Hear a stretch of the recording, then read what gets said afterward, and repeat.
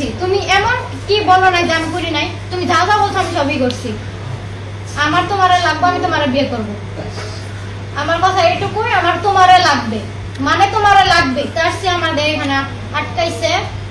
আমি তো ওরা ওদের তো কিছুই হবে না, মান সম্মান গেলে আমার গেছে। আর মানে তুমি যা বলছো আমি তাই করছি। তুমি এমন কি বলো না যে আমি করি নাই? তুমি যা যা বলছো আমি সবই করছি। আমার তোমারে লাগবে, আমি তোমারে বিয়ে করব। আমার কথা এইটুকুই, আমার তোমারে লাগবে মানে তোমারে লাগবে।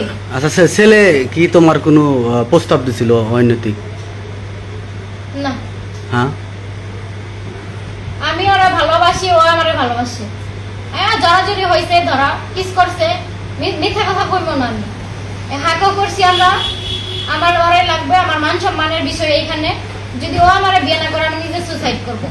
যদি ও বিয়ে আমারে না করে আমি নিজে সুসাইড করব। আমার বাসায় সুসাইড নোটও লেখা আছে। সুসাইড নোট ও দেখছে, আমার ফ্যামিলিও জানে। যদি আমি মারা যাই ও দায়ী থাকবে। এখন আমার ওরাই লাগবে। তোমার বক্তব্য কি? আমার বক্তব্য আমি তো বললামই শর্টকাটে, যে যেহেতু ফ্যামিলিতে ডেকে আনছেন, ফ্যামিলিটা তো পরামর্শ করতেছে, ওই পরামর্শই সই। তো তুমি ফ্যামিলির সাথে কথা বলে তোর ওর সাথে রিলেশন করো নাই? না, এখানে কাহিনী আছে। আমি বলো। রিলেশনের মাসখানিকে যাওয়ার মধ্যেই আমি আমার ফ্যামিলিকে জানাইছি। ওর বাড়ি থেকে এমন একটা কথা আসছে যে যে তুমি যদি আমার মেয়ের সাথে ধরো জানাজানি হয়েছে, তুমি আমার মেয়ের সাথে রিলেশন করো, তাহলে এই করো, তোমার বাপ মায়ের পাঠাও।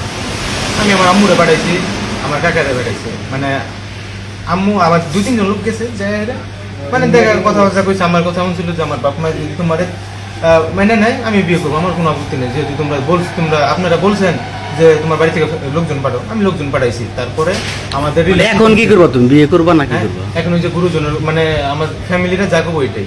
তোমার ফ্যামিলি যদি যা বলে, আমি যদি আমার ফ্যামিলিকে বলতে পারি যে আমার ওই ছেলেকে লাগবে, আমার ফ্যামিলি যদি এখানে রাজি হইতে পারে বিয়ে দেওয়ার জন্য, আমি একটা মেয়ে মানুষ, তোমার ফ্যামিলি কেন রাজি হবে না? ফ্যামিলিরা পরামর্শ করতেছে কেন?